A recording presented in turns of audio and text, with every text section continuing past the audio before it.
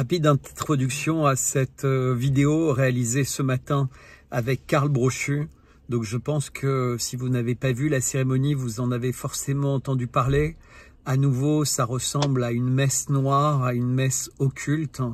On a une symbolique qui est évidente avec ce Lucifer, donc l'ange déchu, qui arrive sur Terre. Sur Terre, il soulève ses armées, ses hordes qui viennent prendre le contrôle de tout en venant des entrailles de la Terre. Donc ce sont des hommes et des femmes entièrement masqués, tout de blanc vêtus indistinctement. Est-ce que ce sont des vampires? Est-ce que ce sont des succubes? Qu'est-ce que c'est? On ne sait pas. Beaucoup de symboliques concernant des dieux de la mort ou de la maladie égyptienne. Certains parlent d'Anubis, d'autres de Sekhmet. En tout cas, ça ressemble plutôt à une femme chatte, donc ce qui voudrait dire Sekhmet. Et clairement, on est revenu dans des temps immémoriaux de combat entre ceux qui voulaient le bien et ceux qui adoraient le mal. Pendant cette soirée, un incendie à la centrale de Zaporijjia. Pendant cette soirée, à nouveau des bombardements et des morts à Gaza comme tous les jours.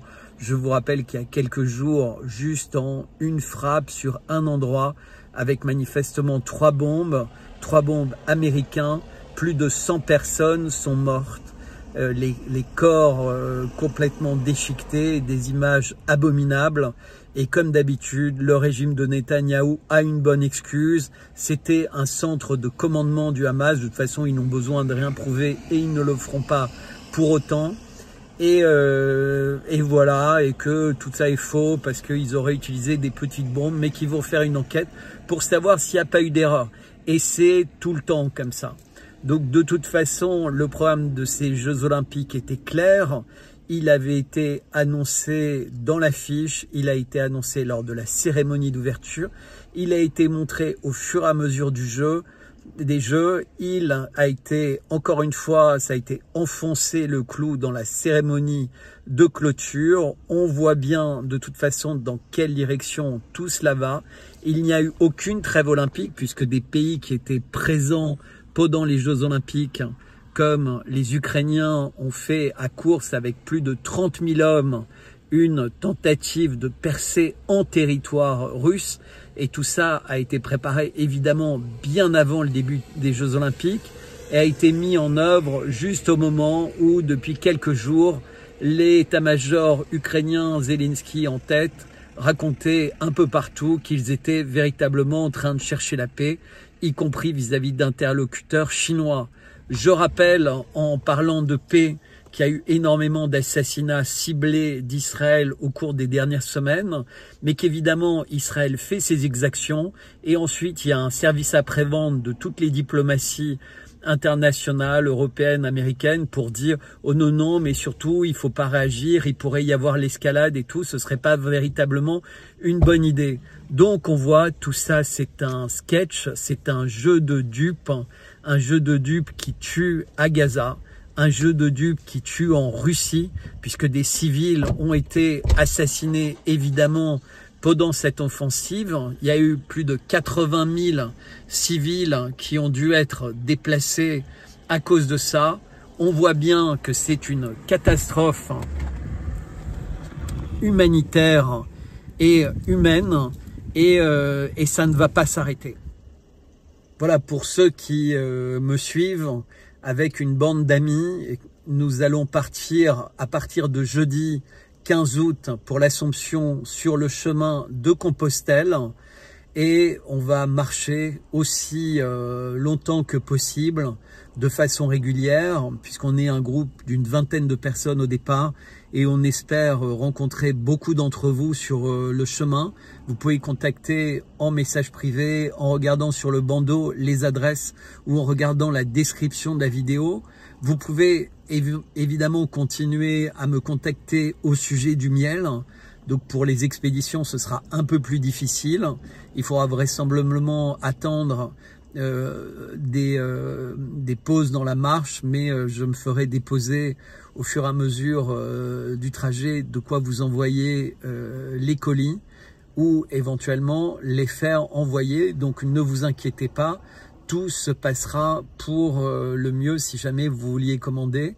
Et évidemment ça reste important puisque pour l'instant c'est à part les dons que certains d'entre vous font ou ceux qui s'abonnent sur Substack, eh bien c'est quelque chose qui est indispensable pour me permettre de continuer ce combat pour moi évidemment, pour ma famille, mes enfants, mes proches et d'une certaine manière pour nous tous, soit un combat pour l'éveil, soit un combat pour la dénonciation de tous les mensonges, de tous les méfaits et de toutes les tentatives d'hypnotisme ou de lavage de cerveau. En tout cas, je vous remercie tous pour votre fidélité. Je vous dis à bientôt. On ne lâche rien et j'espère que vous allez avoir du plaisir à regarder cette vidéo, cet entretien avec Carl Brochu. Évidemment, on parle des Jeux Olympiques, on parle de ce qui se passe à Gaza, on parle de ce qui se passe en Russie, mais également on parle de tous ces problèmes de genre qui sont de plus en plus prégnants et on arrive à un moment où même le président du CO, dans une allocution officielle, lors d'une conférence de presse, dit « On n'est plus capable aujourd'hui, on ne dispose pas d'instruments pour savoir qui est un homme ou qui est une femme ». Et donc c'est complètement incroyable de ne plus avoir le courage de dire que la détermination est liée aux chromosomes et aux conséquences de ces chromosomes sur ce qui se passe dans le corps des individus pendant leur puberté, puis pendant leur vie, avec un taux de testostérone qui est extrêmement supérieur chez l'homme que chez la femme et qui se traduit dans une musculature qui est véritablement différente. On sait très bien que souvent, quand les femmes ont des musculatures humaines, soit elles ont été aidées chimiquement, et bizarrement, tout le monde trouvait normal de se moquer des nageuses ou des sportives d'Allemagne de l'Est ou de Chine, mais maintenant, il ne faudrait plus du tout le faire, puisque ça se passe dans des pays amis ou dans des sports où, quelque part, il faut dissoudre la société. Et tout ça se passe avec la menace des lois, avec la menace des plaintes, et ça fonctionne, puisqu'on voit, pour tout ce qui concerne Israël, les gens sont lâches, ne s'expriment plus. Bientôt, sur les questions de genre, les gens n'oseront plus s'exprimer. Et on voit bien, même l'Église catholique devient complice de toutes ces choses-là. En tout cas, je pense qu'il faut continuer à s'exprimer, il faut continuer à se battre. Et c'est ce que je ferai, vous pouvez compter sur moi, mais jamais dans la haine, jamais dans la discorde, jamais dans la volonté de diviser, mais toujours dans la volonté d'unir autour d'une chose qui est simple, la recherche de la vérité par une analyse intransigeante des faits, y compris s'il faut aller chercher dans l'ésotérisme, dans l'eschatologique ou autre, pour comprendre ce qui est en train de se passer dans le monde. Alors je sais que parfois quand on voit une cérémonie, des athlètes heureux, etc., on a envie de faire la fête, on a envie de tout oublier, mais on ne peut pas tout oublier. Regardez des jeux qui ont coûté 12 milliards, peut-être 15 milliards, peut-être 20 milliards, mais en réalité les gens qui sont sérieux disent 25 milliards. C'est exactement comme les morts à Gaza, les chiffres très officiels, les chiffres les plus bas disent 40 000, mais en réalité, les chiffres sérieux qui prennent en compte les réelles conséquences de cette guerre, les gens qui meurent des suites de leurs blessures, affamés, de maladies, de fatigue, de peur, de stress, d'épidémie, même des choses toutes simples comme les femmes qui ne peuvent plus avoir de soins gynécologiques de base, ou alors l'extrême difficulté aujourd'hui là-bas d'avoir des enfants.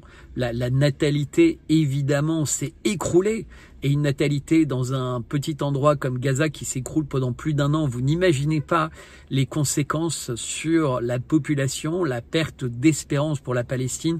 C'est terrible, c'est un endroit qui ressemble à pire que ce que pouvait être Hiroshima ou Nagasaki après la bombe atomique. D'ailleurs, j'en profite pour rappeler, et c'est pas du tout anecdotique, que le maire de Nagasaki avait décidé de ne pas inviter l'État d'Israël, qui, je vous rappelle, est en ce moment accusé de génocide par un grand nombre de pays devant la Cour internationale de justice. Je rappelle également que la Cour pénale internationale, elle, n'a toujours pas émis les mandats d'arrêt parce qu'il y a des pressions et des blocages énormes, et y compris des menaces. Donc on comprend, ce maire était courageux. Eh bien, on n'imagine pas aujourd'hui le type de pression qui doit s'exercer sur lui et ses proches, à tel point qu'aucune délégation de France, d'Angleterre, d'Allemagne, des États-Unis, du Canada, également d'Italie et peut-être d'autres pays, ne se sont rendus à Nagasaki parce qu'ils n'avaient pas invité l'ambassade d'Israël, l'ambassadeur d'Israël. C'est complètement hallucinant. Quel est le lien entre Israël et les bombardements de Nagasaki? En revanche, aujourd'hui, sur Terre, un pays, un seul, est accusé de génocide, et c'est Israël. Et la Cour de justice internationale ne cesse de rendre des avis et des jugements contre Israël, mais ils n'en ont cure. Au contraire, ils continuent à recevoir des milliards, ils continuent à agir en tuant tous les jours, et il y a le même silence dans les médias, le même silence parmi les marchands du temple, le même silence parmi finalement tous ceux qui devraient se battre et refuser ce type d'exaction, mais ça continue encore et encore. Et là, je peux vous dire, la rentrée va être terrible parce qu'il n'y a plus d'argent dans les caisses. Les Jeux Olympiques ont ruiné, et non seulement ces Jeux Olympiques ont ruiné, mais les Jeux Paralympiques qui suivent vont également vraisemblablement représenter un coût très significatif. Et je trouve ça incroyable, magnifique de faire des Jeux pour les Olympiques. Mais si c'était vraiment des Jeux Olympiques, pourquoi est-ce qu'ils ne sont pas en même temps, en parallèle, avec des compétitions? Pourquoi c'est séparé alors qu'on sait très bien que ça devient des sous-jeux, un monde à 2 vitesses, 3 vitesses, 4 vitesses, 10 vitesses. De toute façon, tout ça est fait pour déstructurer les choses, pour déstructurer les repères, et c'est absolument malsain, mais c'est un débat compliqué, un débat long, mais qu'il est nécessaire d'avoir. En tout cas, à nouveau, je vous remercie pour votre fidélité. Je vous remercie de liker cette vidéo. Je vous remercie de la partager. Je vous remercie de la commenter. Abonnez-vous à la chaîne. Rejoignez-moi sur X. Rejoignez-moi sur Substack. X va devenir follement intéressant puisque Donald Trump a décidé d'y revenir. Donc ça va mettre évidemment beaucoup d'énergie à l'intérieur et va redonner énormément d'importance, encore plus qu'il n'en a aujourd'hui, à ce réseau social. En tout cas, à bientôt. Suivez à partir des prochains jours l'avancée vers Compostelle. Je remercie ceux qui m'aident. Je remercie ceux qui me demandent de me rencontrer autour de Pot de Miel. Et je vous dis à très bientôt. N'hésitez pas à me contacter directement par email ou par vos commentaires sur cette chaîne. En tout cas, merci et bonne vidéo. Régaler, tout comme mon miel, si vous décidiez de m'en commander ou de me rencontrer les yeux dans les yeux et de le découvrir en le goûtant directement. Je vais continuer à faire mes tournées, je vais continuer à faire vivre ce média. Il peut vivre mieux avec votre aide, alors n'hésitez pas à soutenir si vous le pouvez, n'hésitez pas à partager, n'hésitez pas à en parler autour de vous et surtout, continuez à vous informer de façon libre et humaine, c'est l'essentiel. N'ayez pas peur de vos opinions, n'ayez pas peur de vos sentiments, n'ayez pas peur de vos doutes, n'ayez pas peur de vos interrogations. Il faut véritablement sortir du piège de leur pensée malsaine, de leur monde fait d'orgies, de leur monde dépravé, etc., etc. Bon visionnage de cette vidéo. Et à très bientôt, au plaisir de vous lire et surtout de vous rencontrer, peut-être sur le chemin de Compostelle où, à partir de mi-août, je m'élance avec une bande d'amis.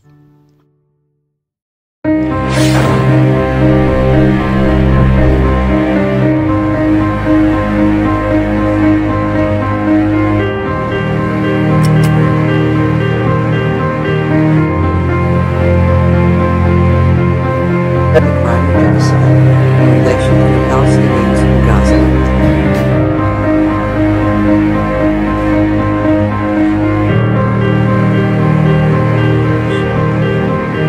Столетиями убивать брюхо человеческой плотью.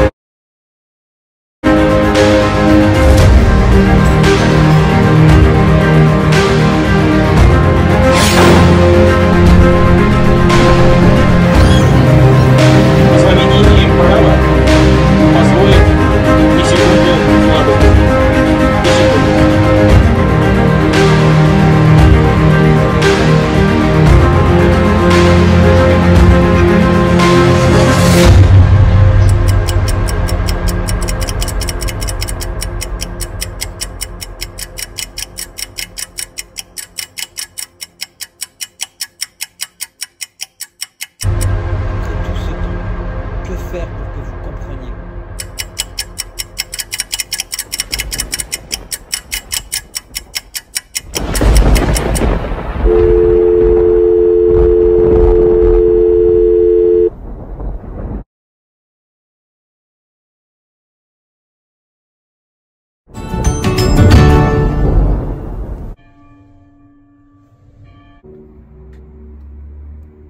Ben, bonjour, oui. Bon matin, ça se dit pas en français. Bonjour Karl et bonjour à tous. Je pense que si vous avez regardé un peu des images de la cérémonie d'hier, vous avez vu que on a eu exactement ce à quoi on pouvait s'attendre, c'est-à-dire un mélange d'images sincères, c'est-à-dire les sportifs souriants, joyeux, et tout ça, ça nous met en allégresse, ça nous rend réceptifs à la cérémonie satanique et luciférienne qui était véritablement leur objectif.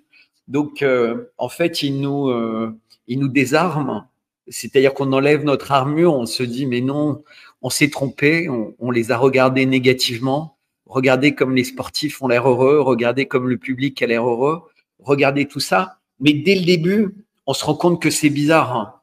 On a cette carte du monde qui est très anguleuse, qui est presque comme des lames de rasoir.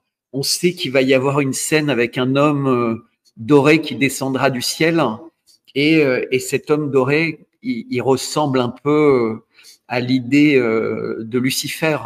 On a ce personnage, en fait, on croit que ça dessine le monde, et en fait, ça dessine Sekhmet. On a la victoire de Samothrace, et bizarrement, on est censé être dans le passé, mais déjà dans le passé, elle n'a pas de tête. Et on a face à elle ce Lucifer coloré qui rigole, en fait. Il serre les bras comme ça, l'air de dire tu n'es qu'une petite divinité, une victoire olympique sans tête. En fait, tout est comme un conte pour enfants, blasphématoire. À un moment, on a quelqu'un qui chante un air d'opéra, et je sais que je me trompe pas. En fait, cet air d'opéra, il donne l'impression qu'il fait la prière Saint-Pierre, notre Père qui es aux cieux. Mais en fait, tout est transformé et ça devient complètement satanique ou luciférien.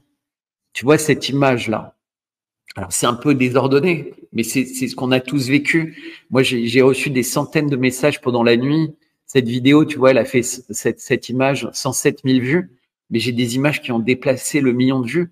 Et les gens me disent, oh là là, mais je suis tellement content de vous lire.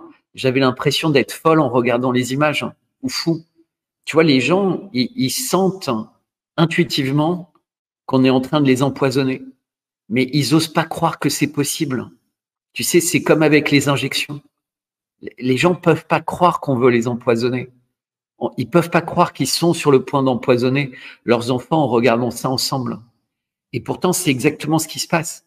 Et tu vois, dans la cérémonie d'ouverture, il y avait des belles images de sportifs et tu avais Céline Dion. Bah là, tu avais des belles images de sportifs et tu avais Tom Cruise. Et entre les deux, ils nous ont injectés. Et vous voyez dans cette petite image, on a l'homme jaune, celle que tu montrais avant, au milieu de plein de rayons de lumière. Et ben, si vous regardez, il descend sur Jérusalem. C'est quand même pas possible, si tu veux.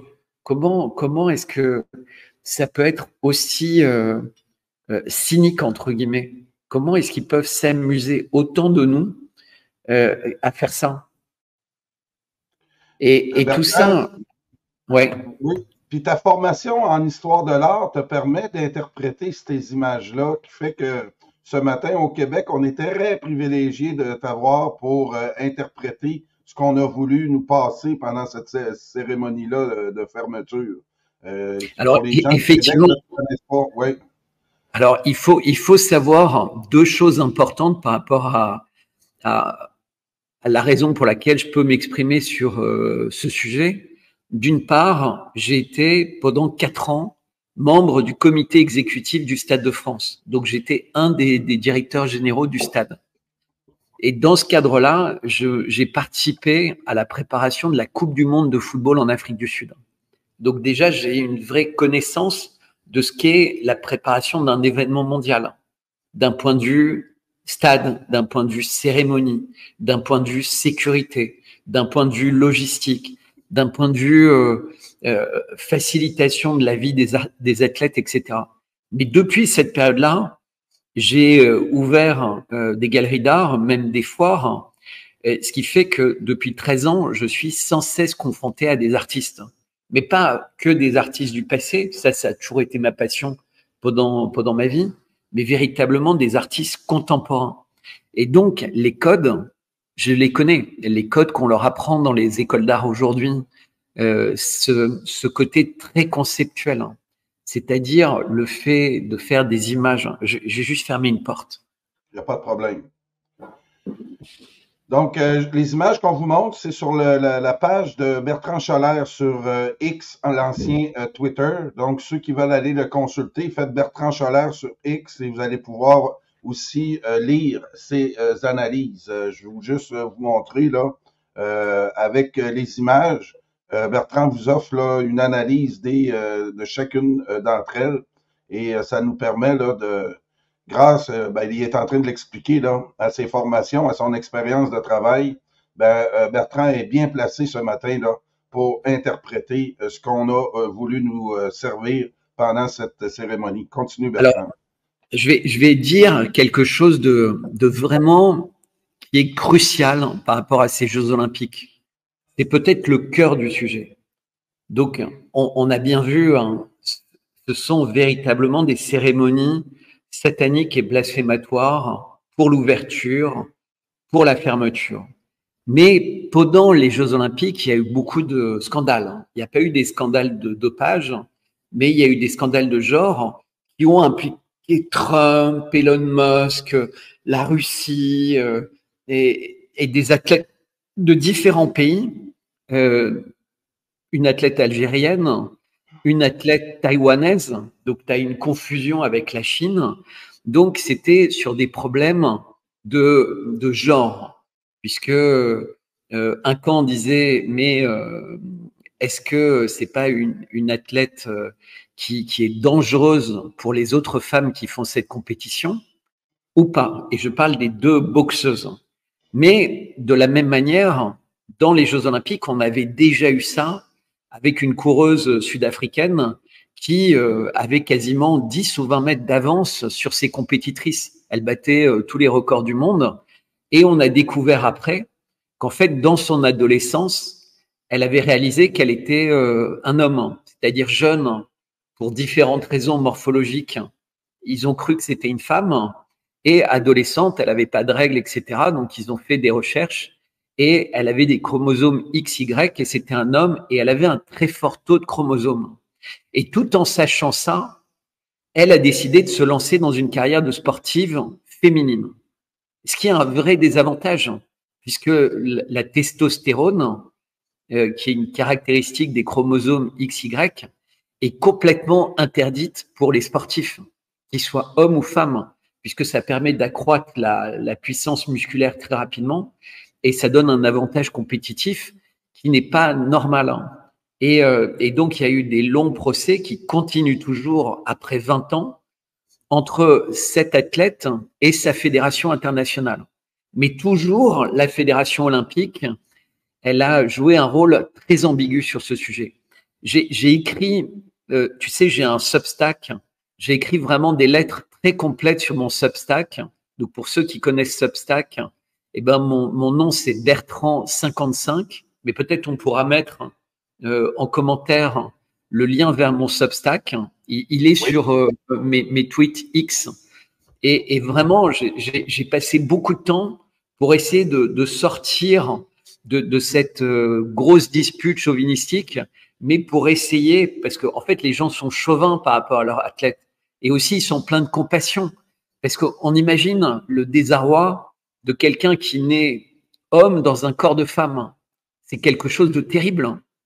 Mais est-ce que c'est parce qu'on a beaucoup de compassion pour cette personne normal de détruire la carrière de toutes les athlètes femmes qui ont consacré toute leur vie à devenir championne ou championne olympique, mais qui n'ont aucune chance de réaliser ce rêve parce que face à elles, la nature a mis des hommes dans des corps de femmes. Si on accepte que XY, ça veut dire que la personne est un homme. Moi, je me rappelle dans mes cours de biologie, quand on disait quelqu'un a des chromosomes XY, mais même pour une mouche, puisqu'on faisait les expériences avec des mouches ou autres, c'est obligatoirement une caractéristique masculine. Exactement, c'est cette lettre-là. Elle est vraiment importante en fait. Pour moi, elle me tient beaucoup à cœur. Et je dis ça parce que Thomas Bach, qui est le président du CIO, hier, a dit « Ce sont les Jeux olympiques les plus paritaires de l'histoire. Il y avait autant d'hommes que de femmes. » À la limite, c'est très intéressant d'entendre ça. Pourquoi pas faire des Jeux olympiques où il y a autant d'hommes que de femmes? C'était d'ailleurs des Jeux olympiques dans lesquels il y avait énormément d'épreuves mixtes.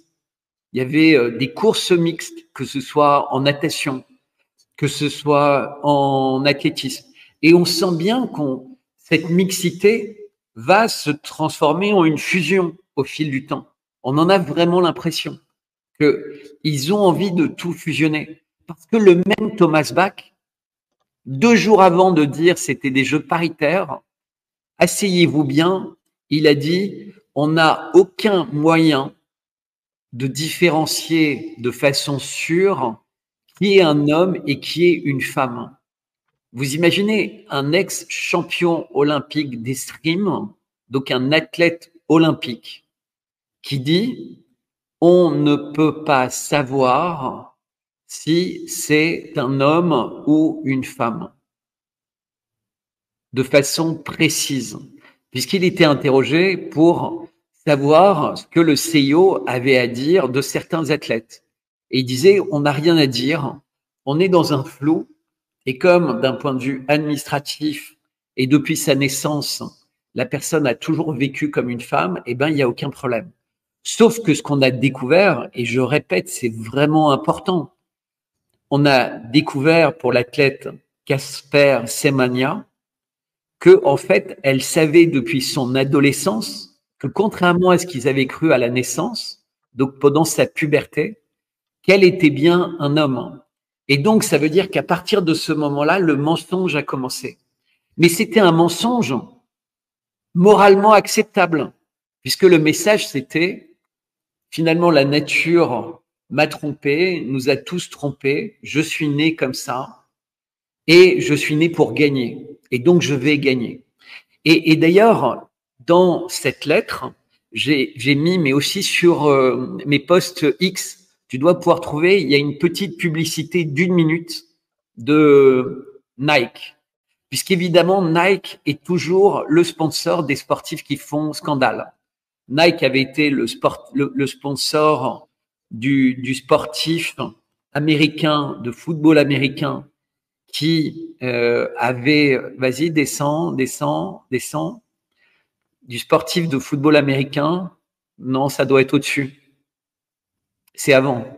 Un sportif de football américain, Kaepernick, qui se mettait à genoux pour l'hymne américain et qui avait été renvoyé évidemment de la fédération puisque c'était comme une offense à l'hymne, puisqu'en général, quand il y a l'hymne, on se met debout. Et d'ailleurs, même dans les stades, on dit c'est l'hymne des Jeux Olympiques ou c'est l'hymne d'Américains. Donc, ceux qui peuvent, s'il vous plaît, mettez-vous debout. Oui, si tu prends la lettre, tu vas voir dans la lettre, j'ai mis la vidéo, elle est intégrée. Donc, dans ma dernière. Ah, mais t'es sur le mauvais compte. T'es sur le mauvais compte. C'est celle-là ici? Oui, c'est pas celui-là, c'est l'autre qu'il faut que tu regardes. Ah, OK. Donne-moi celle-là ici. Voilà. Oui. Et là, c'est la vidéo. Et donc, alors je vais vous montrer parce que cette vidéo, vous allez voir comment vous réussissez à créer la compassion. Et la compassion tue souvent la raison. Et vous avez la même chose avec la peur. La peur et la compassion, ce sont deux, voilà, c'est celle-là. Ce sont deux sentiments. Qui vend des tennis.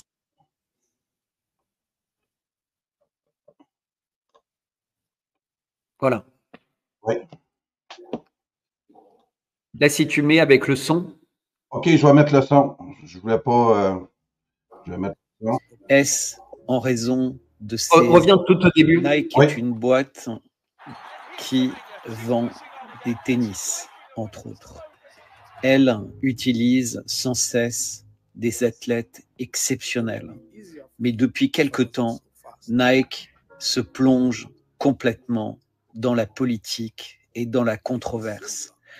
Est-ce en raison de ses actionnaires BlackRock, Vanguard et autres? Est-ce pour le sport? Bref, on constate qu'en tout cas, ils font une merveilleuse pub pour l'athlète sud-africaine Caster Semenya, une pub dans laquelle on oublie la douleur de centaines d'athlètes qui ne sont pas nés avec le même avantage qui lui confère finalement les qualités physiques d'un homme alors qu'elle concourt avec les femmes. Pourquoi faut-il que des exceptions imposent leurs règles et leurs souffrances à tous? Est-ce ça la porte ouverte vers le transhumanisme? Je pose la question. Wow. Alors, pour dire cette vidéo, j'ai pris une voix grave parce que si vous écoutez des interviews de cette athlète, et c'est ce qui avait choqué tout le monde, elle a une voix très masculine, elle a un physique très masculin. Mais évidemment, dans la publicité, tout est féminisé, évidemment, puisque c'est Nike. Et qu'est-ce que Nike veut obtenir? Il veut obtenir la compassion.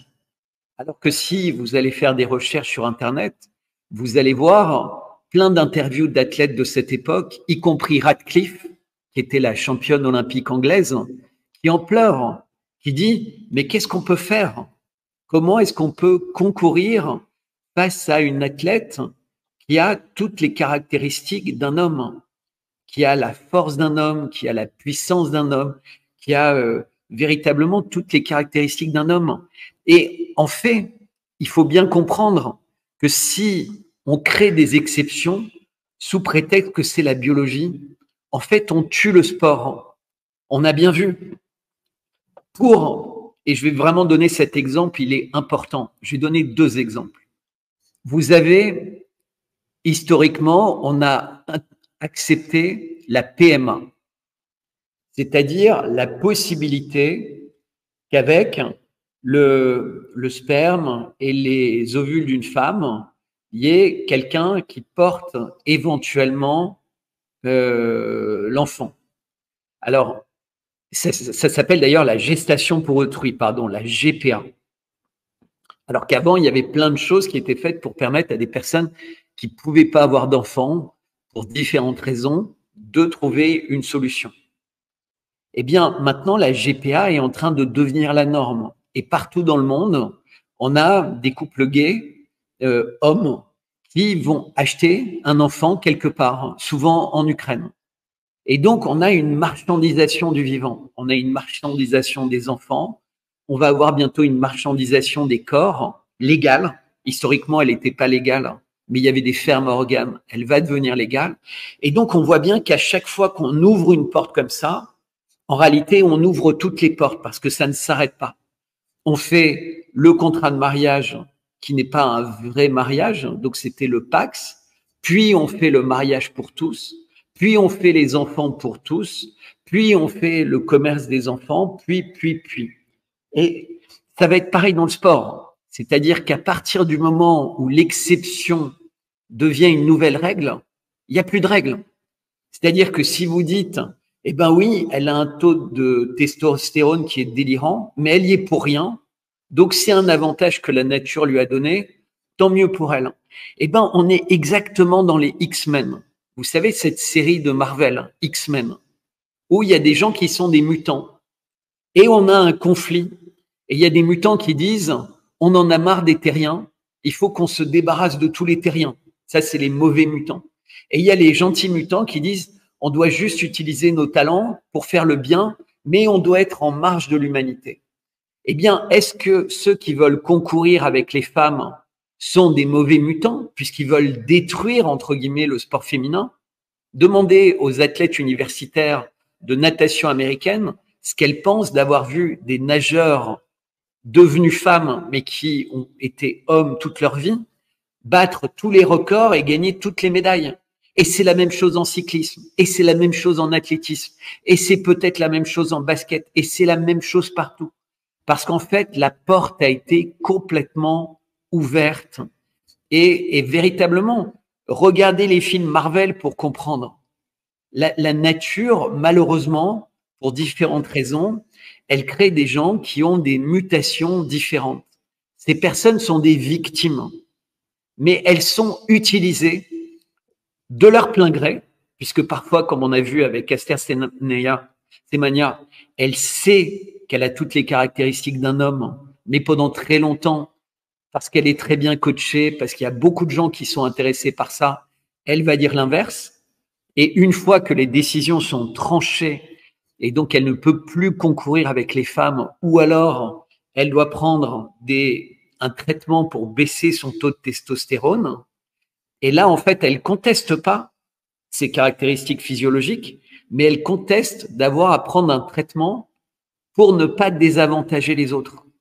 Et donc, tu te retrouves avec l'Union européenne qui s'associe à elle juridiquement, les Nations unies qui s'associent à elle juridiquement, le CIO qui s'associe à elle juridiquement, et face à eux, il y a juste une petite poignée d'athlètes et une fédération d'athlétisme qui dit on ne peut pas accepter ça, parce que sinon il n'y a plus de sport féminin. Il n'y a plus de sport féminin qui existe. Mais évidemment, moi je dis ça, et je vais avoir des centaines de personnes qui vont me détester, des milliers de personnes. Pourquoi? Parce qu'ils ont vu les vidéos comme la vidéo de Nike. Ils ont vu des reportages qui donnent envie de pleurer et qui disent « mais la pauvre, c'est tellement triste ce qui lui arrive. » Et les gens sont tellement méchants. Mais les gens ne sont pas méchants. Ils se contentent de dire la vérité. Et parfois, la vérité, elle fait de la peine. Mais il faut accepter la vérité. Pourquoi est-ce qu'il faudrait toujours détruire les gens qui veulent dire la vérité? On veut dire la vérité au sujet des injections. On veut dire la vérité au sujet d'un virus qui a été créé en biolab. On veut dire la vérité sur la dette. On veut dire la vérité sur l'inflation. On veut dire la vérité sur les mensonges. On veut dire la vérité sur la corruption, sur la drogue. Et à chaque fois, on se fait détruire parce que les gens puissants agissent en bande organisée pour faire taire ceux qui veulent dire la vérité. C'est quand même pas possible. Oui, il y Ah a oui. des organisations maintenant qui essaient de se battre pour ça, pour dire, mais regardez ces combats de boxe. Vous allez voir des ex-championnes olympiques qui se font détruire.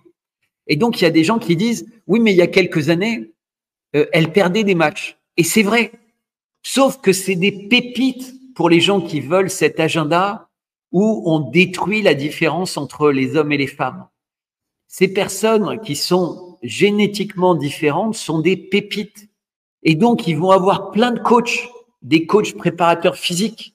On a une musculature qui double en quelques années. Mais on a vu des musculatures de nageurs qui doublaient, des musculateurs de différents sportifs. On se rappelle tous de Ben Johnson, qui était un athlète qui n'était pas très épais. Et en quelques années, il ressemblait à un bœuf, Ben Johnson. Enfin, c'est incroyable. On voit ces images. Enfin, on a quand même une morphologie qui est pas classique. Il faut, c'est incontestable. Et c'est pas être contre elle. Il faut, on a les choses devant les yeux. On voit tout. Tout est visible devant nos yeux. Et on interdit de voir. On nous dit, non, c'est pas ce que vous avez vu. On voit des traînées dans le ciel qui se transforment en nuages blancs poussiéreux. Et puis le lendemain, il pleut. Et on nous dit, non, non, ça n'a rien à voir avec de l'ingénierie climatique. Mais pourquoi il pleut le 15 août à Verse? Pourquoi il n'y a jamais eu autant de pluie? Pourquoi les récoltes, pratiquement partout en Europe, ont baissé de 25% pour le blé, alors qu'on était déjà les années précédentes en manque de blé? Parce qu'il a tellement plu que la terre est très humide. Et quand la terre est très humide, elle ne devient pas assez chaude pour que les récoltes soient bonnes. Puisque pour les récoltes soient bonnes, il faut que la terre soit sèche et à 24 degrés dans les quelques semaines qui précèdent la récolte. Et là, la terre dans les champs agricoles a du mal à dépasser les 19 ou 20 degrés parce qu'elle est gorgée d'eau. Et comme elle est gorgée d'eau avec les plantes qui ont poussé au-dessus, même les quelques jours de soleil qu'il y a, le soleil suffit pas à réussir à dégorger le sol et à réchauffer la terre. On est vraiment en présence de gens qui sont fous. Hier, pendant la cérémonie olympique, la centrale nucléaire la plus grande d'Europe était en feu à Zaporijjia, la centrale nucléaire la plus grande d'Europe. Pourquoi? Parce qu'elle est bombardée depuis des mois par les Ukrainiens qui veulent faire partir les Russes qui, depuis le début de leur opération spéciale, sécurisent cette centrale. Donc les Russes ont passé la nuit à sécuriser d'une nouvelle catastrophe nucléaire. Ils ont quasiment d'ailleurs réussi à arrêter la centrale nucléaire en 2 ans pour éviter une catastrophe qui pourrait tuer des milliers de personnes. À côté de Tchernobyl, ce serait une blague. Mais vous vous rendez compte, tous ces apprentis sorciers. Et tout ça se passe en même temps. Et qui a été le premier à annoncer cet incendie pour inquiéter tout le monde? Zelensky. Et que disait Zelensky? Regardez, il faut faire partir les Russes. Ils sont incapables de sécuriser cette centrale. Non mais t'imagines, tu remarques qu'il n'y a pas de feu sur le deuxième refroidissement, puisqu'en fait, les Russes ont quasiment mis la centrale à l'arrêt puisqu'elle est trop dangereuse. Tu sais, comme il y a des barrages qui sont cassés régulièrement, d'autres conduites d'eau qui sont détruites, il se pourrait que la centrale, à un moment, elle ait plus assez d'eau pour le refroidissement. C'est tout ça la réalité de ce qui se passe en ce moment dans le monde. C'est les massacres à Gaza, une guerre. Je voudrais dire quelque chose d'autre par rapport à Zaporijjia. Oui. Le président Macron, tous les présidents depuis quelque temps disaient « Oh là là, il y a un super processus de paix qui est en train de se mettre en place à Gaza. Il y a un processus de paix qui est en train de se mettre en place en Ukraine. » On entendait Zelensky qui disait « Il faut qu'on fasse la paix, il faut qu'on discute de la paix. » Et de nouveau, les Russes se sont fait avoir. De nouveau, les Russes, en entendant « Il faut qu'on fasse la paix », ils ont écouté et ils ont dit, bah oui, finalement, ce serait bien de faire la paix. De nouveau. Et qu'est-ce qui se passe? À chaque fois, c'est la même chose. Eh ben, il y a un coup de traître. Et là, le coup de traître, on l'a tous vécu. C'est à Koursk. Personne ne pouvait croire qu'ils oseraient faire ça. Personne. Eh ben, ils l'ont fait, les Ukrainiens. Ils ont attaqué la Russie, à Koursk. Bertrand, on va ajouter Jean-Michel Vernochet avec nous, si tu le veux bien. Oui, bien Monsieur sûr, avec Vernochet, plaisir. bonjour. Oui, Bonjour Jean-Michel. oui. Oui. Oui, oui, ben, on penserait qu'il mettrait, je me réserve mes jeux de mots pour tout à l'heure, qu'il mettrait la pédale douce, mais apparemment pas. Alors juste en deux mots, parce que c'est une des images, moi, qui m'a vraiment troublé. Donc on a celui qui est vraiment Lucifer, hein. C'est pas un voyageur d'or, parce que le voyageur d'or, c'est un conte de fées pour endormir les gens. Il arrive, il se pose sur l'équivalent de ce qui serait un planisphère avec au milieu Jérusalem, et Ah oui. ensuite il fait un certain nombre d'incantations et sortent des entrailles de la terre qui, en fait, quand on la regarde de haut, ressemble plutôt à une divinité égyptienne. Donc, ce serait Sekhmet, la divinité de la maladie. Alors, d'autres personnes pensent que ce serait peut-être Anubis, le dieu de la mort. Mais bon, moi, j'y vois plutôt Sekhmet, puisqu'il y a un côté très féminin. Si vous Ah oui, montrez... il a des oreilles de chat. Hein. Oui, mais vous regardez l'image du planisphère, quand on le voit de haut, c'est Oui. très net, c'est exactement la même chose. Vous voyez? Non, juste au-dessus. Voilà, là, on l'a là, par exemple. Au-dessus, au-dessus, Ouais, au-dessus. Et là, je sais pas, c'est la victoire de Samothrace que Voilà. l'on voit, toute blanche. Et alors, la victoire de Samothrace, alors qu'il est censé revenir dans le temps, elle a toujours pas sa tête. Et que font tous ces gens guillotinés? Pourquoi la victoire de Samothrace, elle est devenue assez grosse? Ça a un côté très woke d'avoir une victoire de Samothrace grosse. Enfin, là, on voit bien, elle est vraiment Oui, elle est en la victoire surpoids. de Samothrace. Elle est en surpoids. C'est pas du tout une femme en surpoids. Elle est ronde comme les Grecs, mais avec beaucoup d'élégance, beaucoup de beauté. Alors que là, elle a un côté presque masculin. On voit, elle a une lourdeur masculine. D'ailleurs, les seins s'effacent presque sur sa poitrine, si vous Oui, regardez oui, bien. oui. Oui, oui, On oui, a, oui. on a Parce que vraiment une victoire de Samothrace qui est androgyne, et face à elle, on a un Lucifer qui est triomphal. Il la regarde d'en bas, mais on sent que toute la force est dans Lucifer et elle est dénuée de force. Et c'est normal, une statue sans tête, elle est ben morte. oui, elle est décapitée. Il y avait la femme sans tête, c'était des montages, des collages de surréalistes.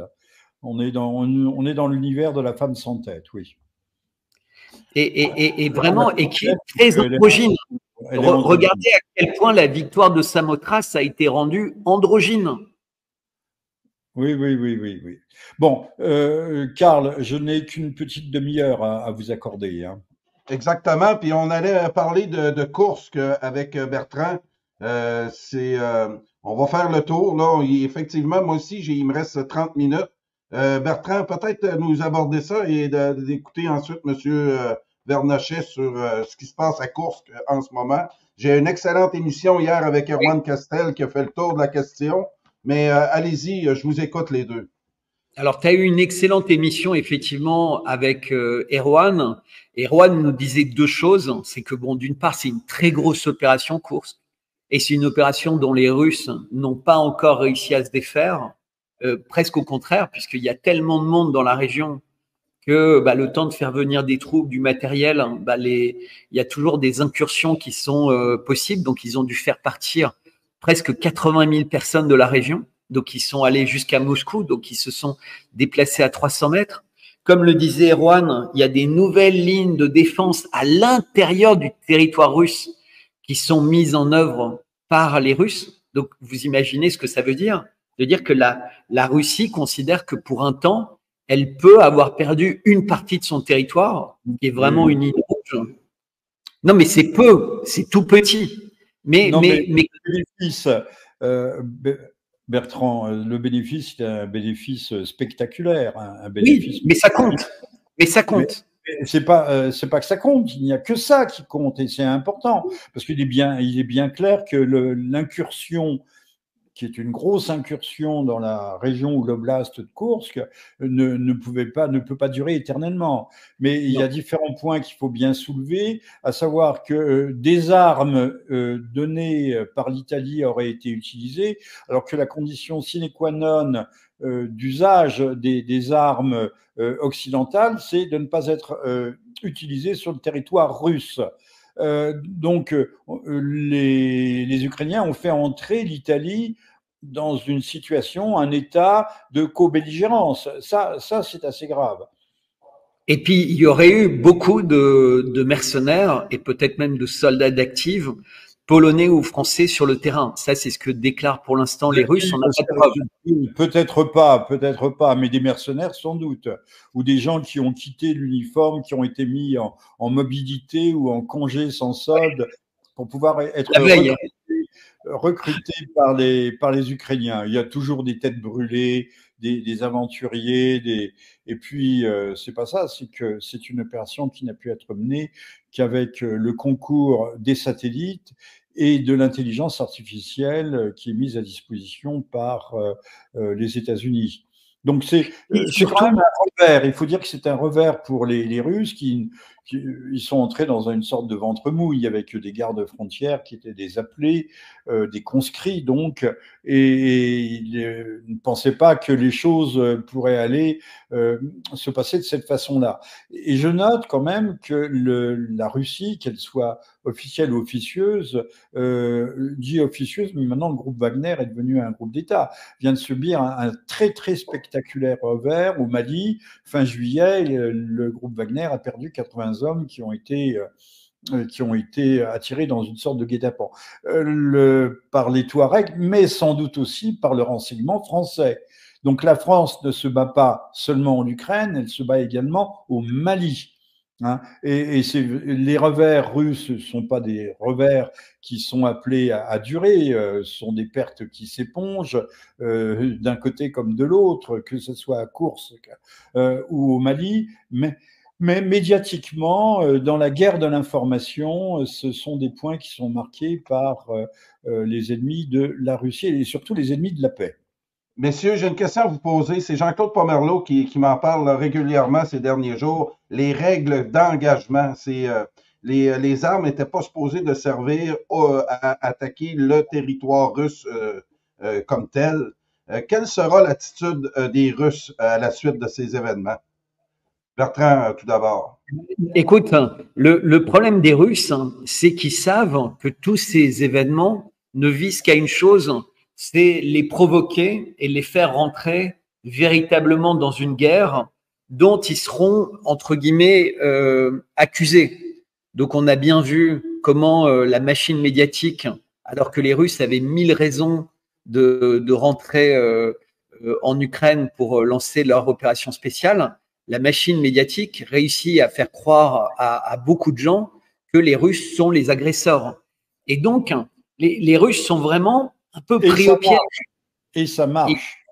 Et voilà, les Russes se laissent prendre dans ce piège. Parce que je vais juste vous donner un exemple. Tout le monde sur Terre sait très bien que s'il fait la même chose aux Américains, il va se prendre 100 bombes atomiques dans l'heure. Tout le monde le sait. Si un pays ose faire une... Non, mais si un pays... C'est peut-être un peu gros, mais... Non, enfin, mais bon, peut-être... Des mesures de réponse violentes, des bombardements massifs, les B-52 décolleront, exactement, les B-35 aussi, enfin bon. Non, mais ils ne se poseront pas la question. Les Américains ne se poseront pas la question et diront, on est les Américains, on nous a attaqués, c'est dans notre doctrine nucléaire. Parce que ce qui s'est passé à Koursk, quelque part, c'est la doctrine nucléaire russe. C'est la fameuse ligne rouge. C'est celle où le territoire national, et Koursk, si ça va vers Koursk, il y a des installations nucléaires à Koursk. Donc on est vraiment dans un cas très particulier. De la même manière que la région de Mourmansk est maintenant attaquée par des drones dont pour l'instant on n'entend pas trop parler, mais qui viennent peut-être de Finlande ou de...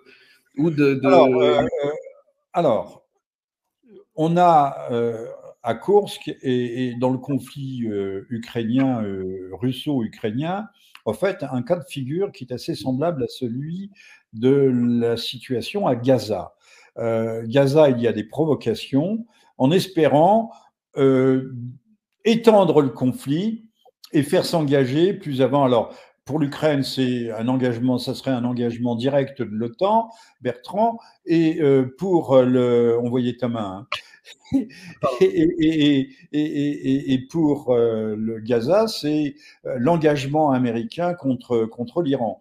Mais on voit bien qu'il y a des gens qui dans ces bras de fer, non seulement trichent, mais font en sorte que les choses dégénèrent. On peut penser non pas vraiment à l'État profond, mais à tous ceux qu'on appelle les néoconservateurs et qui poussent à la roue pour engager un conflit qui ne serait pas un conflit définitif. Mais vous savez, dans ce film, c'était la rage de vivre, je crois, avec La fureur de vivre. La fureur de vivre, pardon. La fureur de vivre avec les deux voitures qui courent à l'abîme et celui qui a perdu, c'est celui qui se jette hors de la voiture trop tôt. Donc il faut aller au plus loin possible. Et avec James Dean, eh bien ça relève d'une théorie mathématique d'ailleurs qui s'appelle la théorie des jeux. Et les Américains sont experts à la fois dans le bluff, vous le disiez tout à l'heure, le bluff, le mensonge. On fait miroiter, on promet, vous inquiétez pas, on va résoudre la question. Et puis les Américains, les Russes grignotent sur le terrain, les Américains grignotent politiquement, diplomatiquement et médiatiquement. Et j'ai une autre question là-dessus, messieurs. Justement, là, au Proche-Orient, ça vient d'une réflexion que j'ai eue avec Jean-Claude hier. Advenant là, une réplique de l'Iran, on l'a vu le 13 avril, saturer le ciel israélien de drones et ensuite y aller avec des missiles de hypersoniques. On comprend vite que les solutions qui vont rester à Israël, c'est le nucléaire assez rapidement parce que c'est la survie de l'État d'Israël en ce moment qui est en jeu et qui est très fragile. Donc, les Russes, depuis quelques jours, là, sont très proches de Téhéran. Jean-Claude me disait que l'Iran est un allié de la Russie encore plus que la Chine, parce que l'Iran a réussi à être autonome vis-à-vis le reste du monde. Et là, c'est l'Iran aussi qui est menacé directement. Donc, combien de temps pourrait une guerre de haute intensité ça ressemblerait à quoi, ça? Et ça nous mènerait très rapidement à des solutions extrêmes. Pouvez-vous nous en parler pour terminer Alors, c'est Bertrand. Monsieur Vernochet ou Bertrand, allez-y. Les deux, mon capitaine. Bertrand, si... Bertrand, allez-y, Bertrand, je veux vous écouter là-dessus.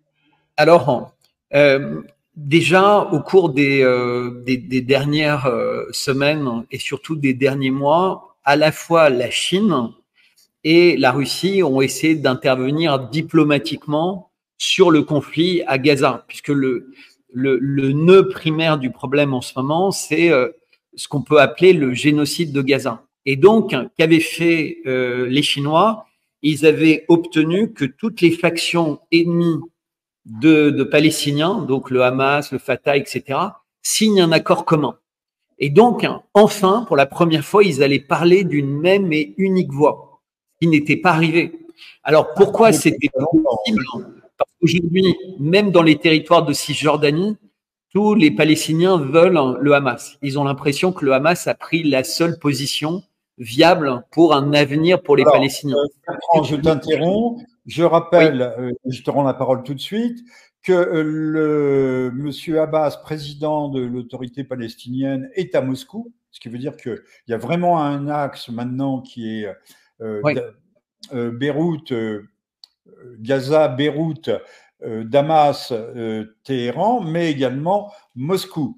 Mais que M. Abbas n'a pas été réélu, comme M. Zelensky. Donc, en fait, c'est une figure nominale, mais rien d'autre. Il ne représente rien. Et je rappelle qu'en 2006, c'est le Hamas qui avait gagné les élections et qui ce qui n'a jamais été remis en cause, mais qui en a été chassé avec l'appui des Américains et des Israéliens, chassé du contrôle de la gestion de la Palestine, et pourquoi ils se sont trouvés se réfugier à Gaza.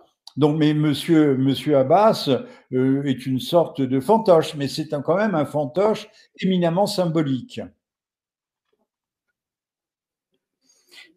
Oui, alors effectivement, il est symbolique, et c'était lui qui avait signé avec Trump les accords Abraham, qui étaient peut-être contestables, mais s'ils avaient été respectés, on n'en serait pas où on en est aujourd'hui.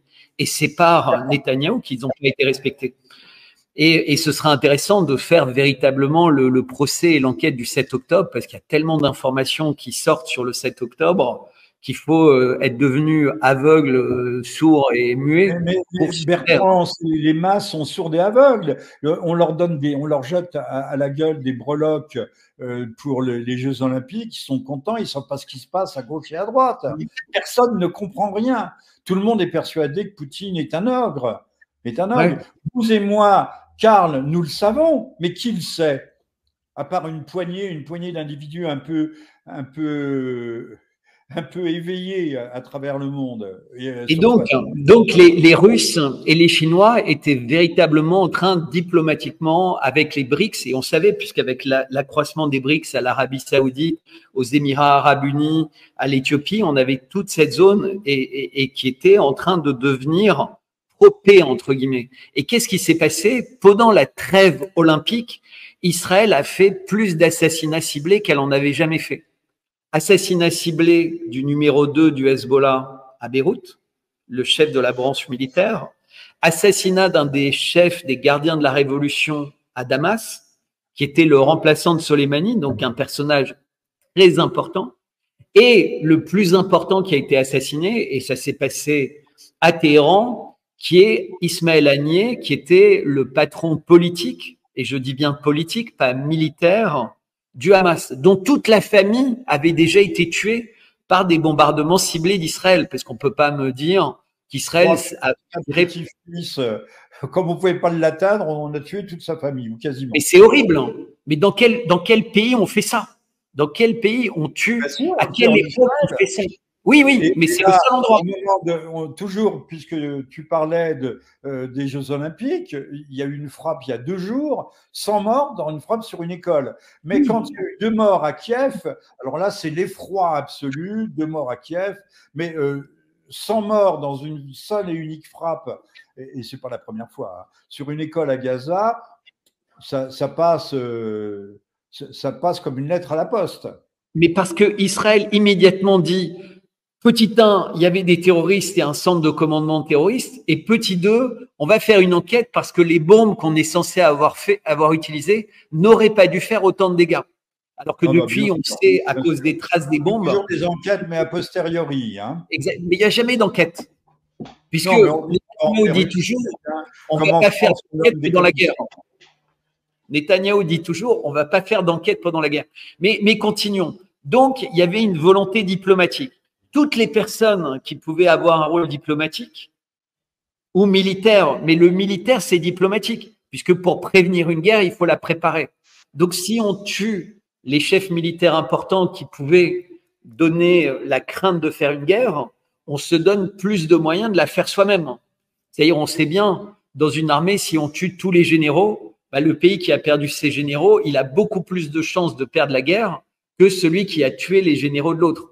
Donc, en tuant tous ces personnages importants, Israël se donne un avantage, entre guillemets, en cas de conflit, comme avec la mort du président iranien. Parce que ça, on n'en parle plus. Mais en même temps, Israël essaie de pousser l'Iran à la faute. Oui. Essaye de pousser l'Iran à la faute. Si l'Iran tombe dans le piège, alors je ne sais pas par quel moyen, quelle mesure de rétorsion, mais Israël se déclarera légitime à se défendre et éventuellement utiliser l'arme atomique. Alors, il y a juste un point qui est Ismaël Haniyeh. Très vite, les médias ont dit, oh là là, semble-t-il, les services secrets israéliens avaient installé plus de 2 mois avant, dans la chambre de l'hôtel, des bombes. Mais c'est idiot. Mais oui, je sais. Ça tient Mais pas je debout. sais, On savait pas dans mais quelle chambre. On savait pas que le président mourrait. On savait pas que l'intronisation du nouveau. exactement, Enfin, tout ça ne tient exactement. pas debout. Mais vous parlez intelligemment, mais c'est surtout fait pour être un contre-feu, parce qu'en réalité, toutes les personnes sérieuses qui ont donné des informations sur le sujet disent que c'est un drone furtif américain qui serait parti de la base militaire en Azerbaïdjan et qui aurait bombardé avec un missile air-sol cette chambre une fois qu'il avait été détecté très précisément avec un message WhatsApp. Donc, ce qui est, ce qui est tout à fait possible, puisqu'en fait, c'est les services secrets qui ont dit, voilà, il a reçu un message WhatsApp dans la nuit et dans lequel il y avait un système Pegasus ou genre Pegasus, qui est comme un cheval de Troie et qui permettait de localiser. C'est une hypothèse déjà beaucoup plus crédible. Mais oui, mais surtout, ça cache complètement l'implication des Américains. Parce que on réalise que Téhéran est tout près des bases aériennes israéliennes qui sont en Azerbaïdjan. Et d'un seul coup, on repense à l'hélicoptère qui s'écrase. Et donc, en fait, c'est pour ça qu'ils veulent tout faire taire. Parce qu'en réalité, pourquoi est-ce qu'ils avaient détruit les grandes oreilles russes? Non, juste peux finir. Les grandes oreilles russes. Les grandes oreilles russes. La base de radar russe qui surveillait toute cette région. Eh ben, les Russes, ils savent détecter ce type d'engin furtif avec leurs grandes oreilles. Mais une fois que ces grandes oreilles ont été détruites, les Russes sont complètement aveugles vis-à-vis des engins furtifs. Et il n'y a pas de moyen de les détecter. Elle a été détruite, mais elle a été visée par un missile ou des missiles il y a quelque temps. Oui, c'est ça. Mais il va falloir beaucoup de temps pour réparer le radar. Ah, je ne sais pas quels sont les préjudices causés, les dommages causés au radar, mais apparemment, à vous entendre, Bernard, la capacité de vision et d'écoute aurait été atteinte. Exactement. Et en plus, elle aurait été détruite. Et c'est là où on voit que tout est lié. Les Ukrainiens ont détruit cette base qui est à 1600 km du front ukrainien et qui n'intéresse que la partie du Proche-Orient. Donc, vous voyez un peu toute la contradiction. Alors qu'en fait, il est très vraisemblable que ça a été détruit également depuis… Alors, pour nous résumer, Bertrand, parce que je vois le temps qui court et que malheureusement… Moi, il nous reste 5 minutes. J'ai le feu aux fesses, pardonnez-moi. Pour nous résumer, Hitler fait tout… Israël fait tout son possible, pauvre Hitler, tout son possible pour essayer de pousser les feux de la guerre, de faire que l'Iran fasse un pas de côté et que l'Amérique se trouve contrainte d'entrer en guerre. Et là, on a une guerre régionale, voire une guerre mondiale. Mais est-ce qu'on peut y échapper? Oui, et puis c'est en plein ça que Jean-Claude et moi avons conclu hier, et c'est ce qui… plusieurs ont parlé que les Russes avaient livré via des avions du matériel militaire à Téhéran, et Jean-Claude me disait qu'on aurait, semble-t-il, livré des S-400, parce qu'effectivement, je pense du côté militaire, on a compris que l'agression envers l'Iran est inévitable. Et on risque d'aller au scénario nucléaire assez rapidement du côté d'Israël. Parce que Jean-Claude m'a fait comprendre hier, on sature. Combien de temps Israël pourrait résister à une saturation de son ciel avec des drones pour ensuite épuiser ces éléments défensifs, où le scénario là, du nucléaire deviendrait une des seules solutions à Israël pour s'en sortir. Ça, les Russes semblent l'avoir compris. Et son allié, l'Iran, a besoin de ces S-400-là pour intercepter ces missiles-là. Pour terminer, effectivement, on va terminer là-dessus. Jean-Claude était très pessimiste hier avec la discussion. Il y a de quoi, hein? Il y a de quoi. Oui, hein? Allez-y, parlez-nous un peu de ce que vous entrevoyez là, dans la région. Monsieur Vernachet, vous l'avez dit un peu. Mais développer pour terminer. Les derniers chiffres, 11 août, pour Gaza, c'est des chiffres officiels, hein, mais contestés par Israël en disant que ce sont les chiffres du Hamas. 39 790 tués, dont une quinzaine de milliers d'enfants, 92 000 blessés. Pour la Cisjordanie, 620 tués donc, par les colons israéliens, hein, dont 145 enfants, plus de 5 400 blessés. Total Palestine, ça fait 40 410 tués, 97 402 blessés, 10 000 disparus. Mais The Lancet, je le rappelle, il faut toujours le dire, The Lancet, qui est une autorité mondiale en matière de veille sanitaire et de recherche dans le domaine de la santé des populations, a fait une projection et établit le chiffre pour les 10 mois de conflit qui serait de 202 050 morts en Palestine. Alors, encore une fois, je termine là-dessus, il faut s'ébahir, être à plat ventre devant le savoir-faire des communicants, des médias, également leur lâcheté, leur veulerie, leur aveuglement volontaire, puisque un génocide, ou plutôt des pratiques génocidaires, sont à l'œuvre sous nos yeux, et que tout le monde a l'air de trouver ça très bien. Parfait. Mais alors, on fait d'immenses campagnes contre l'antisémitisme en France, alors que l'antisémitisme, on ne le voit pas, personne, voilà, il n'y a pas d'antisémitisme, mais que toutefois, au moins une église brûle ou est dévastée par semaine en France. Merci, M. Bernatchez. Bertrand, pour terminer. Peut-être juste pour expliquer, parce que les personnes qui nous regardent, pourquoi il y a une très grande différence entre les chiffres du Lancet et les chiffres qui sont communiqués par le ministère de la Santé de Gaza. Petit 1, les normes qui sont appliquées par ce ministère, parce qu'il s'est surveillé par l'UNRWA, etc., c'est des chiffres officiels, c'est pour qu'un mort soit constaté, il faut que le corps mort soit apporté dans un lieu où on va reconnaître la mort de l'individu, et il faut qu'en même temps, il y ait quelqu'un avec qui puisse confirmer de façon précise l'identité du mort, en donnant lui-même son identité. Donc, on a besoin d'avoir un corps entier et on a besoin d'avoir quelqu'un qui peut reconnaître le corps. Il y a une procédure rigoureuse, exigeante. Exactement. C'est très rigoureux pour éviter qu'il y ait la moindre contestation. Donc, déjà, on sait que ce chiffre est minimum. Mais il faut que les gens soient morts sur le coup. Donc, tous les gens qui meurent d'infection parce qu'ils n'ont pas pu recevoir de soins à l'hôpital, tous les gens qui meurent des suites de leurs blessures, tous les gens qui meurent de faim, tous les gens qui meurent de soif ou de maladie ne sont pas considérés comme des morts. Mais il y a un truc qui est beaucoup plus dramatique à Gaza, c'est qu'il n'y a plus aucune archive. Donc, toutes les archives ont été détruites. C'est-à-dire les bâtiments administratifs, de police, tout ça, il n'y a plus rien qui donne une trace de l'existence même des gens de Gaza. C'est-à-dire qu'ils n'existent plus administrativement. Ils sont dans un no man's land mondial. Ils n'ont pas de pays et ils n'ont plus d'archives de ce qu'est leur vie. Et donc, on a Conseil de sécurité. À quoi sert le Conseil de sécurité? On se le demande bien quand même. Oui, mais non, mais donc il n'est même pas possible de savoir véritablement combien de gens il y avait avant, puisqu'il n'y a plus de traces des recensements. Ils ont été détruits. Et si on faisait un recensement maintenant, c'est ce qu'essaie de faire le Lancet, ils disent il y a au moins 15% de morts. Et tout à l'heure, vous avez annoncé 100 000 blessés. Mais il ne faut pas dire blessés. Pour être considéré comme un blessé dans ces chiffres, il faut au moins être amputé d'un membre. Au moins être amputé d'un membre.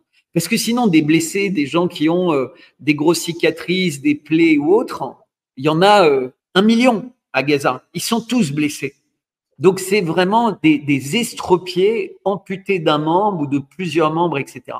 Mais ce qu'on oublie tout le temps, c'est qu'il n'y a jamais eu autant de journalistes tués dans n'importe quelle guerre de l'histoire. Oui, pas des journalistes occidentaux. Des journalistes exclusivement du côté israélien. Et voilà. Et c'est fou parce que on a déjà plus de 250 journalistes. Hier, il y a encore un journaliste d'Al Jazeera qui a été tué. Et je vous rappelle qu'Al Jazeera est censuré en Israël et que toute personne qui retransmet des messages d'Al Jazeera ou autre va être mis en prison, va être interrogé en Israël. C'est interdit. Comme ce qui est en train de se passer en Angleterre. C'est-à-dire que l'étape de la censure va être très forte. Là, on a évoqué les problèmes de genre aux Jeux Olympiques. Il va y avoir une chasse aux sorcières immense en France. C'est-à-dire qu'ils veulent tuer tous ces débats. Ils veulent tuer le débat de ce qui se passe à Gaza. Ce que nous disons tombe presque sous le coup de la loi, puisque oser critiquer la politique du gouvernement du Likoud à Gaza, ça tombe c'est de l'antisionisme, et l'antisionisme, c'est de l'antisémitisme.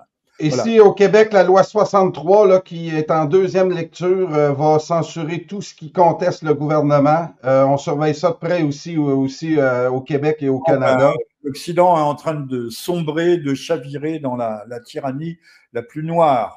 Voilà, plus la crise économique, on n'en a pas parlé, mais il y a quand même une crise rampante en Asie. L'Australie a été touchée, même l'Europe, il y a eu des décrochages boursiers. Je pense que ça sera l'objet d'une prochaine émission. Messieurs, ça se passe c'est passionnant à Brochu TV. Là, j'ai ce matin un historien de l'art qui peut interpréter les images qu'on a eues à la cérémonie de clôture en direct. Merci beaucoup, Bertrand. C'est un privilège. Un gros merci. Monsieur Vernochet, la même chose. Il n'y a pas... J'ai vraiment deux personnes de haut calibre ce matin que j'aurais écouté encore 1 heure, mais le travail m'appelle. Donc, je dois vous quitter. On pourrait peut-être se redonner un rendez-vous un matin cette semaine. J'ai demain le général Dominique Delaware qui va venir commenter l'actualité internationale et qu'est-ce qui se passe au Proche-Orient. Mercredi matin, j'ai Adnan Azam qui va venir aussi, 4 heures du matin, toujours cette semaine. Écoutez, les événements se bousculent. On pourrait peut-être vous faire venir jeudi, si vous voulez, pour 1 heure d'actualité le matin. Je vous lance l'invitation. Pourquoi pas? Je vous lance l'invitation. Bertrand, toi, je crois que tu quittes, hein? Je ne sais pas si tu vas être capable de nous parler.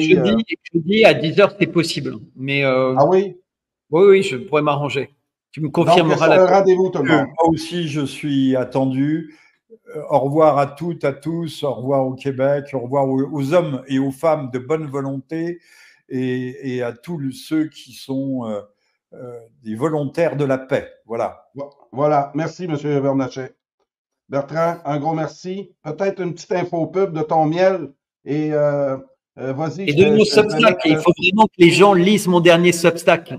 Si tu peux le mettre en commentaire, une fois que la vidéo, tu sais, elle est plus en direct, tu la mets et tu peux mettre en commentaire le lien. Oui, je vais aller faire ça tout de suite avant d'aller travailler. Merci beaucoup, Bertrand. C'est un plaisir. Et je vais la mettre aussi sur mon YouTube, la vidéo. Pardon? Je la mettrai aussi sur mon YouTube, la vidéo. Parfait. Merci beaucoup.